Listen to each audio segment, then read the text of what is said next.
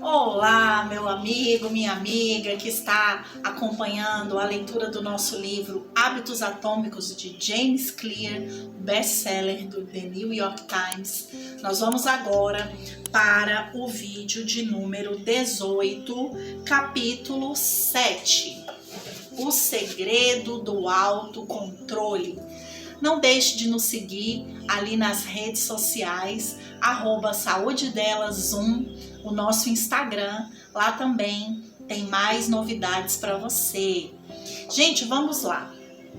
O segredo do autocontrole. Em 1971, quando a Guerra do Vietnã se aproximava de seu 16º ano, os congressistas Robert Steele, de Connecticut, e Morgan Murphy, de Illinois, fizeram uma descoberta que surpreendeu o público norte-americano.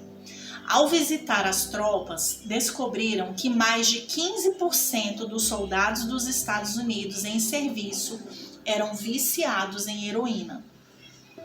Pesquisas complementares revelaram que 35% dos militares no Vietnã haviam experimentado heroína e 20% estavam viciados. O problema era ainda pior do que se pensava inicialmente.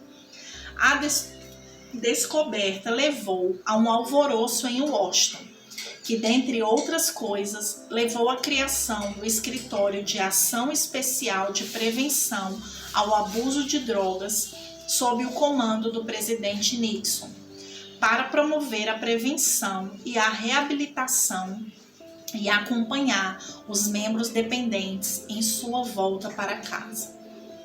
Lee Robbins era um dos pesquisadores responsáveis. Em uma descoberta que lançou por terra todas as crenças até então aceitas sobre o vício, Robbins revelou que quando soldados que haviam sido usuários de heroína voltavam para casa, apenas 5% retomavam o vício dentro de um ano e apenas 12% recaía dentro de 3 anos. Em outras palavras, aproximadamente 9 entre 10 soldados que usavam heroína no Vietnã eliminaram o vício quase da noite para o dia. Essa descoberta contradizia a visão predominante na época, que considerava a dependência de heroína uma condição permanente e irreversível. Em vez disso, Robbins revelou que os vícios poderiam desaparecer espontaneamente se houvesse uma mudança radical no ambiente. Olha isso, que importante, né? No Vietnã, os soldados passavam o dia todo cercados de estímulos que acionavam o uso da heroína. A droga era de acesso fácil. Eles viviam mergulhados no estresse constante da guerra. Criavam vínculos de amizade com outros soldados que também eram usuários de heroína e estavam a milhares de quilômetros de casa. No entanto, uma vez que o soldado retornava aos Estados Unidos, ele se via em um ambiente livre desses gatilhos. Quando o contexto mudava, o mesmo acontecia com o hábito. Compare essa situação com a de um usuário típico de drogas. Alguém se torna viciado em casa ou com amigos. Vai a uma clínica para ficar limpo, um ambiente desprovido de todos os estímulos ambientais que induzem seu hábito, e retorna ao antigo bairro com todos os gatilhos anteriores que o levam a se viciar. Não é de admirar que normalmente os números sejam exatamente o oposto daqueles do estudo no Vietnã. Em geral, 90% dos usuários de heroína sofrem recaídas quando saem da clínica de reabilitação e voltam para casa. Os estudos sobre o Vietnã contrariaram muitas de nossas crenças culturais sobre maus hábitos porque desafiaram a associação convencional de comportamento doentio com fraqueza moral. Se você tem excesso de peso, é fumante ou viciado, deve ter ouvido durante toda a sua vida que isso é falta de autocontrole. Talvez até mesmo que você é uma pessoa ruim. A ideia de que um pouco de disciplina resolveria todos os nossos problemas está profundamente arraigada em nossa cultura. No entanto, pesquisas recentes demonstram algo diferente. Quando os cientistas analisam pessoas que parecem ter um tremendo autocontrole, verifica-se que os indivíduos não são tão diferentes daqueles que têm dificuldade em se controlar. O que acontece, na verdade, é que pessoas disciplinadas, entre aspas, são melhores em estruturar suas vidas de uma forma que não exija força de vontade ou autocontrole hércules. Em outras palavras, eles passam menos tempo em situações tentadoras. As pessoas com mais autocontrole são tipicamente aquelas que precisam exercê-lo minimamente. É mais fácil praticar o autocontrole quando você não tem que usá-lo com muita frequência.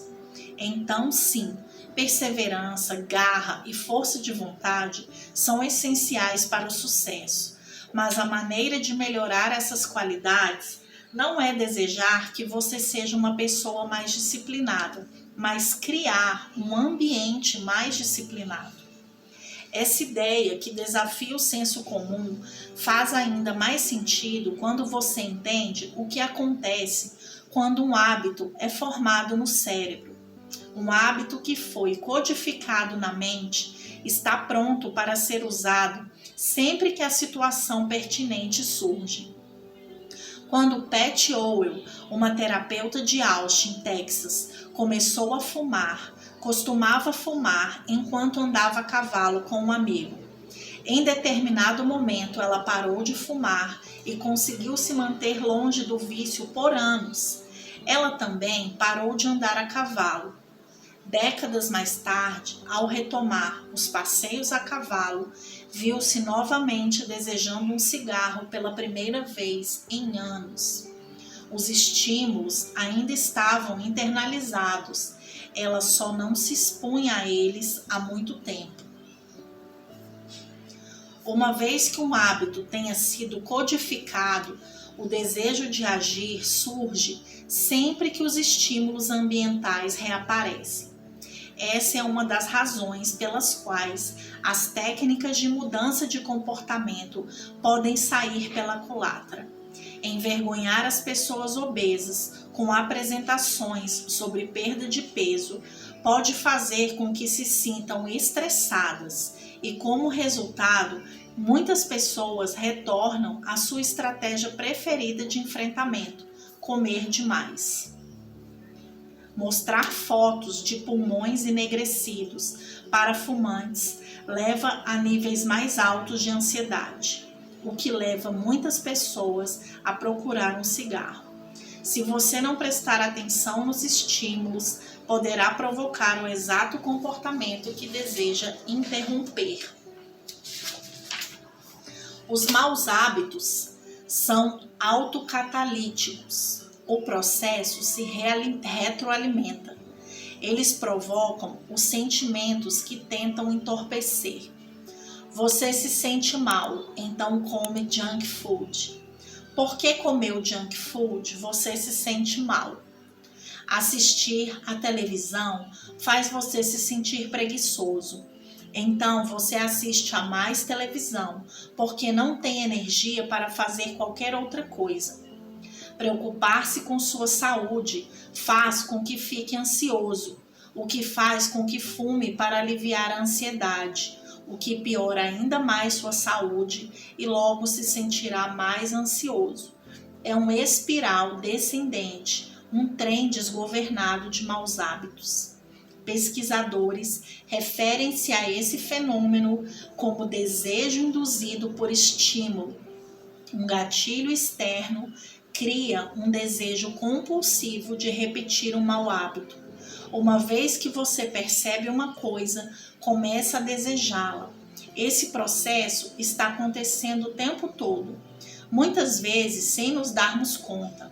Cientistas descobriram que mostrar aos viciados uma foto de cocaína por apenas 33 milissegundos estimula o caminho da recompensa no cérebro e provoca o desejo. Essa velocidade é rápida demais para ser registrada conscientemente pelo cérebro.